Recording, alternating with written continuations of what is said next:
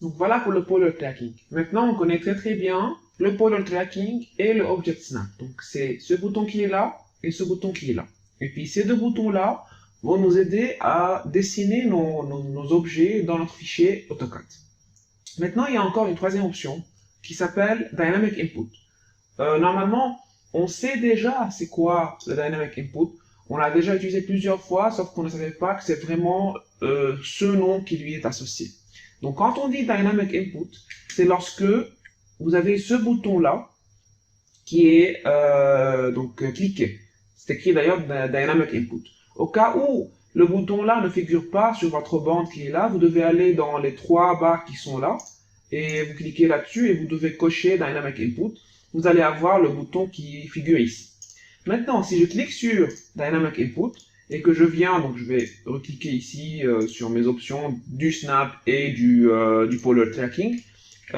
Si je choisis de faire une ligne, donc je clique L, Enter, vous allez voir, comme on avait déjà vu plusieurs fois avant, sauf qu'on n'avait pas encore introduit la définition de Dynamic Input, vous allez voir en bleu, dans la case en blanc, donc un numéro, bien un nombre à introduire concernant la longueur de la ligne. Donc c'est ça en fait le Dynamic Input. C'est dynamique en parallèle avec l'utilisateur qui est en train de dessiner sa ligne. Donc je peux venir introduire le 150 par exemple. Si je clique sur Tab, voilà encore un autre Dynamic Input à introduire, c'est l'angle. Donc je mets ici, imaginons un 50, et voilà, voilà le Dynamic Input. C'est ça en fait Dynamic Input. En plus, j'ai mon Polar Tracking qui est coché, donc vous voyez très bien les lignes en vert qui figurent. En plus, j'ai mon Snap qui est aussi coché, donc ça veut dire que si je veux commencer, je peux venir capter ici le endpoint, je peux venir capter le midpoint. Donc voilà, ce sont trois boutons qui aident énormément dans le dessin, dans le déroulement du dessin, de sorte à être vraiment le plus efficace possible. Maintenant, si je viens et puis que j'éteins ces trois options, donc je vais éteindre le Dynamic Input, je vais éteindre Polar Tracking, et je vais éteindre ces deux-là, donc tout ce qui est en rapport avec le snap, et que je viens et je commence à dessiner ma ligne, donc L, Enter. Vous voyez maintenant, j'ai plus rien. J'ai pas de Dynamic Input, j'ai même pas des lignes vertes, et puis si je viens ici, il n'y a rien au niveau des snaps qui apparaît. Donc ça veut dire que j'ai tout perdu, et je dois me débrouiller à savoir dessiner ma ligne sans avoir recours à ces trois boutons. Donc comment on peut faire dans ce cas-là? Vous devez introduire en premier at, cliquez at. Après le at, vous mettez la longueur de votre ligne. Imaginons que je vais mettre ici un 450. Et puis après, vous mettez le symbole du plus petit, comme c'est indiqué en bas, ici, dans la barre, dans la command line.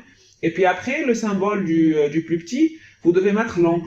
Donc imaginons que là, j'ai envie d'avoir un angle de 45 degrés. Je vais mettre 45. Et là, vous cliquez Enter. Et voilà le résultat. Ça, c'est dans le cas où vous n'avez pas les trois boutons qui sont cochés. Et puis, une autre chose aussi, c'est que lorsque vous n'avez pas ces trois boutons qui sont cochés, vous pouvez travailler quand même toujours dans l'espace. Regardez ici, vous avez un repère, X, Y. Ça veut dire que n'importe quel point qui peut se dessiner, ou bien n'importe quelle ligne, peut être en référence avec le repère X, Y, ici, X ou Y. Et donc, nous, avant, ce qu'on faisait lorsqu'on avait les trois boutons cochés, c'est qu'on dessinait, on cliquait un point, et puis par rapport à ce point, on s'orientait, on choisissait la longueur, on choisissait l'angle et tout, par rapport au point qu'on cliquait pour la ligne. Maintenant, ce qu'on peut faire, vu qu'on n'a pas ces trois boutons qui sont cochés, ce qu'on peut faire, c'est s'orienter ou bien avoir référence par rapport au repère d'AutoCAD qui est là en fait. Par exemple, je clique L, Enter, voilà, et que j'ai envie d'avoir le deuxième point qui est au niveau de l'origine, ce que je peux faire, c'est introduire dans la command line tout simplement x, y, z. Ça, par exemple ici, vu que je veux que le deuxième point de la ligne soit ce point-là, je vais écrire 0,0,0 et je clique Enter. Et voilà ma ligne. Donc vous voyez, on peut toujours avoir référence au repère dans lequel on est, si on n'a pas ces trois boutons qui sont cochés. Et normalement, je vous conseille toujours en tant qu'utilisateur d'avoir ces trois boutons cochés, mais il y a des fois, certains utilisateurs préfèrent ne pas avoir ces trois boutons cochés pour avoir référence aux vraies coordonnées par rapport à un repère qu'ils choisissent. Voilà. C'est ça la raison pour laquelle, des fois, certains utilisateurs enlève ou bien décoche les trois boutons qui sont là. Donc voilà, moi je vous conseille de les garder cochés. Donc celui-là et le Object Snap.